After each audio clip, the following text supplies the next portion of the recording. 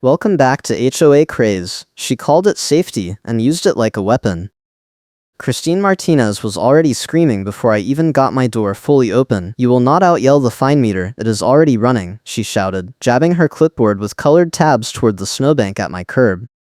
I stood there in my gray puffer jacket with the hood up, spare keys jangling on the carabiner clipped to my belt, staring at the woman who had just declared war over a pile of snow.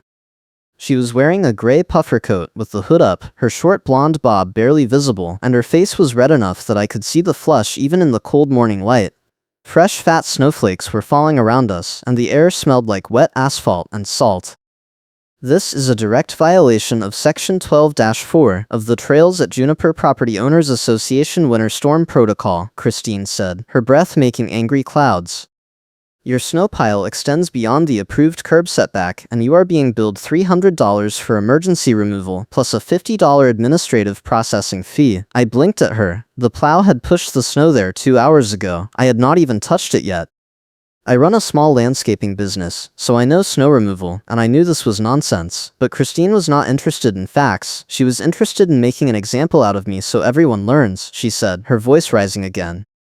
"You are not the first person I have corrected, and you will not be the last." I pointed at the snow pusher leaning against my front tire. "I was literally about to move it," I said. Christine shook her head. "Too late. The violation was documented at 7:15 this morning." She tapped the clipboard. "I have photographic evidence and a witness statement." My stomach dropped. A witness statement. She had actually gotten someone to sign off on this. I am a single dad, and my custody schedule is tight. I cannot afford to miss visitation time because of HOA hearings and delays. I told her that. She smiled. "Then you should have shoveled faster." I pulled out my phone and started recording. Christine's eyes narrowed. "What are you doing?" "Documenting this conversation," I said. "You just threatened me with a fine for snow the HOA plow pushed onto my property." She stepped closer, and I could see the colored tabs on her clipboard flapping in the wind. "You do not have permission to record me." "Actually, I do," I said. "California is a two-party consent state for private conversations, but we are standing on my driveway in plain view of the street. This is not private." Her face went from red to purple. "Fine. Record whatever you want. The fine stands, and if you do not pay within 72 hours, we will place a lien on your property." I asked her to show me the rule. She refused. I asked her to show me the witness statement. She refused. I asked her to show me the photo evidence. She held the clipboard against her chest like a shield, and told me I could request it in writing through the management company. Then she turned and walked back toward her car, boots crunching in the snow. I stood there holding the metal shovel with the bright red handle, watching her go, and I realized something. She had not brought any paperwork for me to sign. She had not left a formal notice. She had just yelled at me, declared a fine, and walked away. That was when I started smiling, because if she was going to play it this way, I was going to make her regret it. I spent the rest of that morning clearing my driveway and documenting everything. I took photos of the snowbank from 6 different angles. I measured the distance from the curb. I checked the HOA covenants, conditions, and restrictions document that I kept in a binder in my truck. Section 12-4 did exist, but it only applied to snow piles that blocked sidewalks or drainage. My pile was doing neither. It was just sitting at the curb where the plow had left it. I also checked the meeting minutes from the last board session. Christine had been appointed compliance officer 3 months ago, and since then, she had filed 42 violation notices. 42. In 3 months. In a neighborhood of 60 homes. I called my neighbor Paul, who works maintenance for the county, and was standing outside in his reflective vest when Christine had shown up. He told me he had not given her a witness statement. He had been loading his truck and had not even noticed my snowbank until she pointed it out. But Christine told him she was documenting violations and asked if he had seen the pile. He said yes, because it was right there. She wrote that down and walked away. Paul sounded nervous. I told him not to worry. I was not dragging him into this. But I wanted him to know that Christine was putting words in his mouth. He said he would be careful. That afternoon, I got a call from my ex-wife. She was panicked. The HOA had sent her a letter saying that I was in violation of property maintenance standards and that it could affect the custody arrangement if I did not resolve it. I felt my blood pressure spike. How did they even have her address? I asked Paul to check the HOA portal later. Turns out Christine had access to all the owner records, including emergency contacts. She had looked up my file and found my ex-wife's contact information from the old custody paperwork I had submitted when I bought the house. I was livid. That was private information, and Christine was using it as leverage.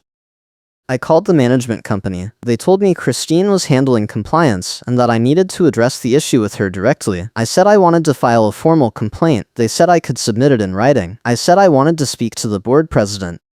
They said the board president was unavailable. I said I would attend the next board meeting. They said the next meeting was in 3 weeks. 3 weeks. My custody hearing was in 2 weeks. I hung up and called a friend who works at the local news tip line. I asked her what kind of documentation would matter if I wanted to escalate this. She told me I needed a clear paper trail showing abuse of process. Invoices, emails, meeting audio, anything that proved the HOA was making up rules or charging bogus fees. That night, I went through every piece of mail I had received from the HOA in the past 6 months. I found 3 notices that referenced legal fees, but none of them explained what the fees were for. I found 2 invoices for winter surcharges that had no line item breakdown. And I found 1 letter from Christine that threatened an amenities lockout if I did not comply with unspecified maintenance standards. I stared at that letter for a long time. I stared at the violation letter and smiled, because it proved exactly what I suspected. Christine was not enforcing rules. She was inventing them, and she was padding the invoices with fees that the board had never authorized.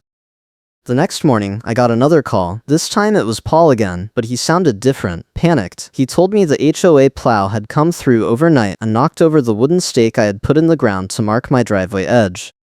Christine had shown up at his door an hour ago and told him I had installed the stake wrong and that it was a safety hazard. She was billing me for the damage to the plow blade. Paul said he tried to explain that the plow driver had been going too fast and had clipped the stake, but Christine cut him off. She said the stake was installed in the wrong location and that I would be responsible for the repair costs. Then she handed him a clipboard and asked him to sign a statement. He refused. She told him she would make a note of his non-cooperation. I got in my truck and drove to Paul's house. The stake was lying in the snow, snapped in half. The plow blade had a small dent, but it was old and rusted. There was no way to prove the dent was new. I took photos anyway. Then I drove to the HOA office, which was really just a small room in the back of the community center. The door was locked. I knocked. No answer. I called the management company again. They told me Christine was off-site and that I could leave a message. I said I wanted to inspect the plow. They said the plow was private property. I said the HOA was billing me for damage, so I had a right to see the evidence. They said they would pass along my request. If you are enjoying this story, hit that like button and subscribe for more wild HOA drama, where the paper trail always wins.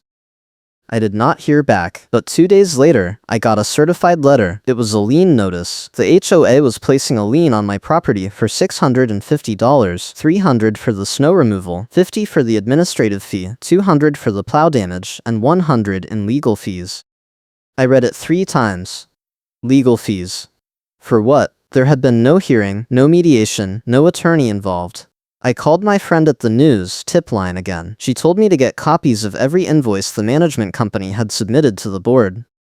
She said if the legal fees were not itemized and approved, it was fraud. She also told me to record every interaction with Christine from now on. California allows recording in public spaces, and if Christine was going to keep ambushing me, I needed proof. That weekend, Christine showed up again. This time, she had a crew with her. 2 guys in reflective vests with clipboards, standing on my porch like they owned the place. Christine was holding her clipboard with colored tabs and smiling. "We are here to conduct a site inspection," she said. "You are in violation of winter safety protocol, and we need to assess the property for additional hazards." I stepped outside, keys jangling on my carabiner, and crossed my arms. "You do not have permission to be on my property." She held up a piece of paper. The HOA covenants grant us access for inspections with 24 hours notice. I checked the paper. It was dated yesterday. 24 hours. Barely. I told them they could inspect the exterior, but they were not coming inside. Christine's smile faded. "We need to check the gutters and the roofline for ice dams. You can check from the ground," I said. She made a note on her clipboard. "Non-compliance noted." Then, she and her crew walked around my house, pointing at things and writing. I followed them with my phone recording. They spent 20 minutes measuring snow depth, checking downspouts, and inspecting the driveway edge. At one point, one of the crew guys tried to step into my backyard. I stopped him. "That is not part of the inspection." He looked at Christine. She waved him off. "We have enough." After they left, I checked my email. There was a new message from the management company. Subject line, compliance update. I opened it.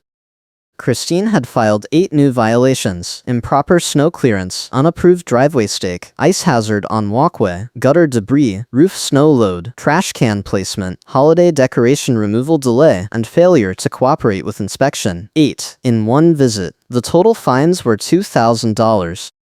I sat there staring at the screen, and I felt something shift in my chest. This was not about snow anymore. This was about control. Christine wanted to make an example out of me so everyone learns, and she was willing to destroy my finances and my custody arrangement to do it. I called my attorney. She told me the HOA could not place a lien without a hearing and a board vote. She also told me the legal fees were questionable unless the board had approved them in a recorded meeting. I asked her to pull the meeting minutes for the past 6 months. She said she would, but it would take time. Time I did not have. My neighbor called me again that night. He sounded terrified. Christine had tried to tow his car. He had parked in a guest spot overnight because his driveway was blocked by ice, and Christine had called a tow company. The truck showed up at 6 in the morning. Paul ran outside in his pajamas and stopped them. The driver said he had an order from the HOA to remove an unauthorized vehicle. Paul showed him his resident parking pass. The driver looked confused and left. But Christine showed up an hour later with a new violation notice: improper use of guest parking, $100 fine. That was when I realized Christine was targeting anyone who questioned her. Paul had refused to sign her witness statement, so now he was on her list. I told him to document everything and to stop talking to her without a witness present. He agreed. Then, I went back to the HOA portal and started digging. I found the board meeting recordings. They were supposed to be public, but half of them were missing. The ones that were there were heavily edited. I listened to the most recent one. It was from 2 months ago, right after Christine became compliance officer. I heard her voice on the recording, talking about enforcement priorities. "We need to be more aggressive," she said. "People in this neighborhood think they can ignore the rules, and it is time we show them there are consequences." One of the board members asked if she planned to increase fines. Christine laughed. "We will increase compliance. The fines will follow." I kept listening. Near the end of the meeting, Christine brought up a motion to approve additional legal fees for enforcement actions. One of the board members asked what the fees were for. Christine said it was for consultation with the HOA attorney. The board member asked for an itemized invoice. Christine said she would provide it later. The motion passed 3-2, but I never saw an itemized invoice. I checked the financial reports on the portal. The legal fees were listed as a lump sum with no details. I downloaded every report I could find and started building a spreadsheet. Over 6 months, the HOA had paid $18,000 in legal fees, but there had been no lawsuits, no mediations, no court filings, just Christine's enforcement actions. I called the HOA attorney's office. I asked if they had been retained by the Trails at Juniper Property Owners Association for enforcement work. The receptionist put me on hold. When she came back, she sounded confused. She said the attorney had done one consultation 6 months ago for a covenant review, and that was it. No ongoing retainer, no enforcement work. I asked if they had billed $18,000. She said no, the consultation was $800. I thanked her and hung up. Then I sat there staring at my phone. Christine had been padding the invoices. She was billing the HOA for legal fees that did not exist, and the management company was either in on it or too lazy to check. The next day, Christine escalated again. She tried to tow my truck. I was inside eating lunch when I heard the diesel engine. I looked out the window and saw a flatbed pulling up in front of my house. The driver got out and started hooking up my truck. I ran outside, still holding a sandwich. "What are you doing?" "Removing an unauthorized vehicle," he said. He showed me a work order. It had Christine's signature and the HOA logo. I told him the truck was registered to me and parked in my own driveway. He shrugged. "I just do what the order says." I called the non-emergency police line. They told me to wait. An officer arrived 20 minutes later. By then, Christine had shown up too. She was furious. "You are interfering with HOA enforcement," she said. The officer asked to see the work order. Christine handed it over. He read it and looked at me. "Is this your truck?" "Yes," I said. "Is this your property?" "Yes." He handed the work order back to Christine. "You cannot tow a vehicle from private property without the owner's consent or a court order." "This is private property," Christine said. "The HOA has authority to enforce parking rules." The officer shook his head. "Not without a lien or a judgment. You need to cancel the tow." Christine's face went red. She turned to the driver. "Do not unhook that truck." The officer stepped between them. "Ma'am, if you do not cancel the tow, I will cite you for attempted theft." Christine stared at him for a long moment. Then she turned and walked back to her car. The driver unhooked my truck and left. The officer asked if I wanted to file a report. I said yes. He took my statement and Christine's information, and then he told me to contact the HOA board directly. If this keeps happening, you need to escalate it, he said. I told him I was trying. He handed me a copy of the report and drove away. I stood there in the snow, holding the report, and I realized I had just hit the turning point. Christine had tried to tow my truck after I had put the HOA on notice to stop. That was harassment, and it was documented. That night, I got a call from my custody attorney. She had reviewed the letter Christine sent to my ex-wife. It is intimidation, she said. The HOA has no standing in your custody case, and sending unsolicited correspondence to your ex is unethical at best. She told me to file a formal complaint with the management company and the board. She also told me to request a hearing under the HOA dispute resolution process. If they refuse, we can take it to small claims, she said. But you need to exhaust internal remedies first. I told her I would.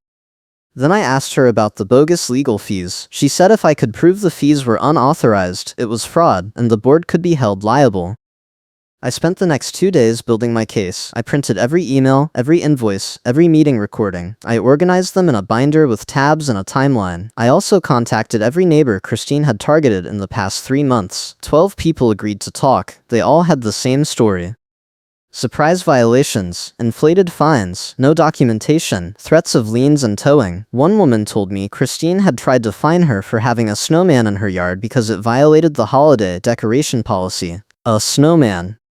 Another guy told me Christine had billed him for snow removal after the HOA plow damaged his mailbox, and then she refused to provide proof of the removal. The patterns were clear. Christine was using enforcement as a weapon, and the management company was rubber stamping everything.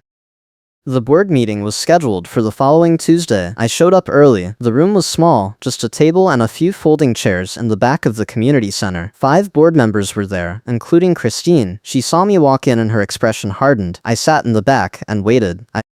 The meeting started with the usual agenda items: budget review, landscaping contract, pool schedule. Then, they got to compliance. Christine stood up and started reading from her clipboard. We have had significant progress in enforcement over the past quarter, she said.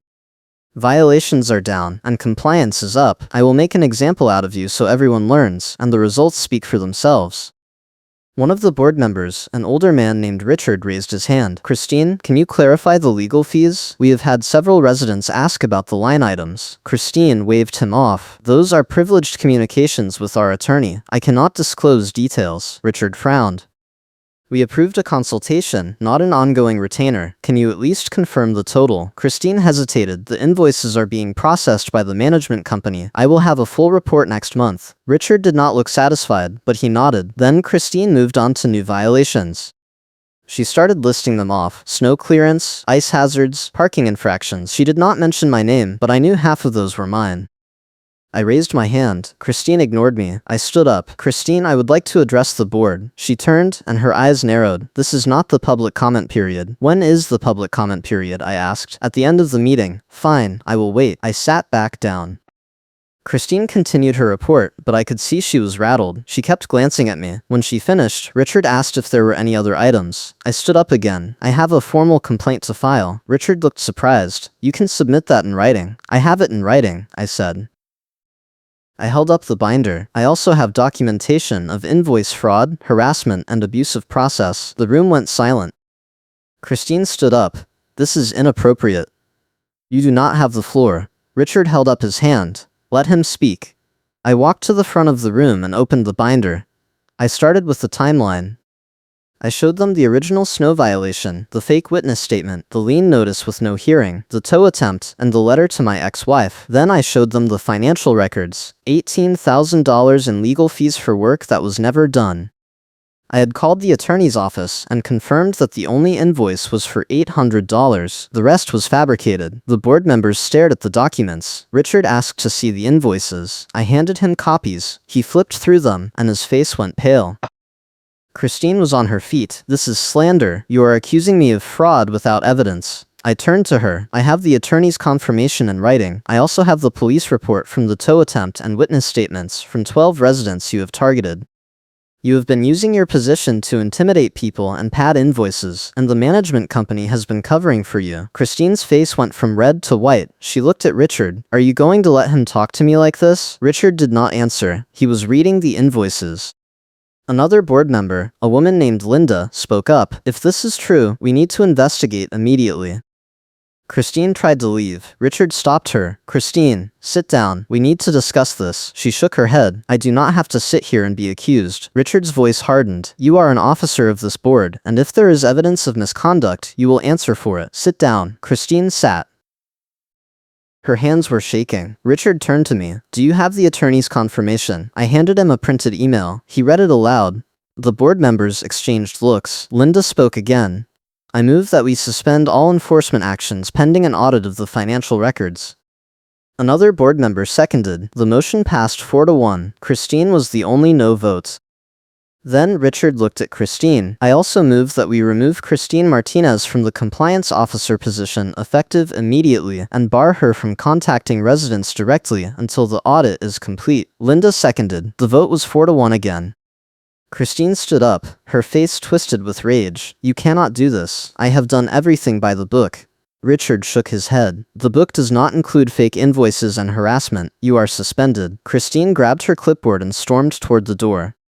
Halfway there, someone in the audience, one of the neighbors I had talked to, raised his hand. Christine, before you go, do you want to make a motion on the record to dispute the suspension? Christine froze. Then she turned and walked out.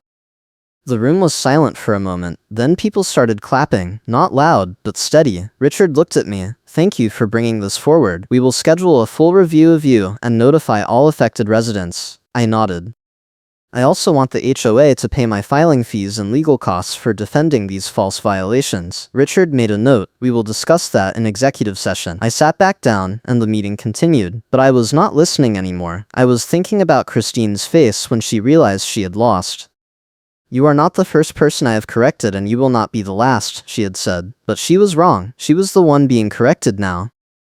Over the next 2 weeks, the fallout was swift. The management company hired an auditor to review the financial records. They found that Christine had been submitting fake invoices for 6 months, billing the HOA for legal fees, vendor services, and administrative costs that never existed. The total was over $30,000. The auditor recommended terminating the management company contract and hiring a new firm. The board voted unanimously to do so.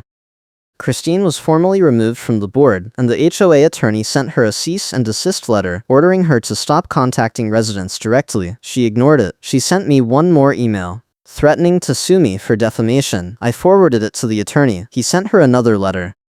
This time, she stopped.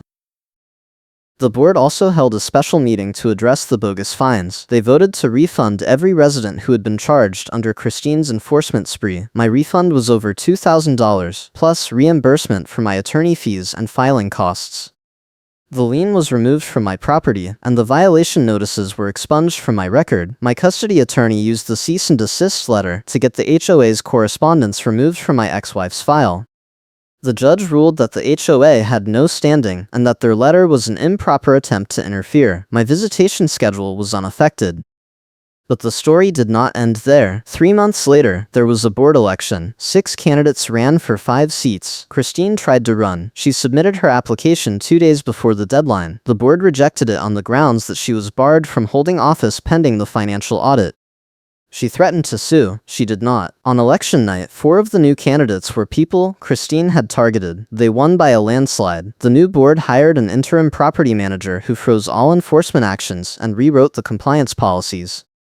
No more surprise inspections, no more inflated fines, no more lien threats without a hearing. The rules were still there, but now they were enforced fairly. I ran into Christine once more, about 6 months after the board election. I was at the grocery store, loading bags into my truck, and she walked past with her cart. She saw me and looked away. I did not say anything. I just went back to loading groceries. A few minutes later, she walked past again, slower this time, like she was waiting for me to acknowledge her. I did not. She stopped and turned. "You ruined my reputation," she said. Her voice was quiet, almost sad. I looked at her. "You did that yourself." She opened her mouth to say something, then closed it. She walked away, and I never saw her again. The neighborhood is different now. People actually talk to each other instead of hiding behind violation notices. The new board holds open forums every month, and residents can bring complaints without fear of retaliation. The compliance process is transparent, and fines are only issued after a hearing and a vote. It is not perfect, but it is better. And every time I drive past the community center, I think about that board meeting.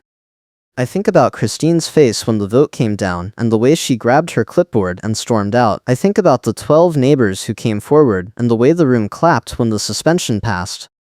And I think about the metal shovel with the bright red handle that I still keep in my garage, a reminder that sometimes the only way to win is to stand your ground and document everything. I will talk to you again soon.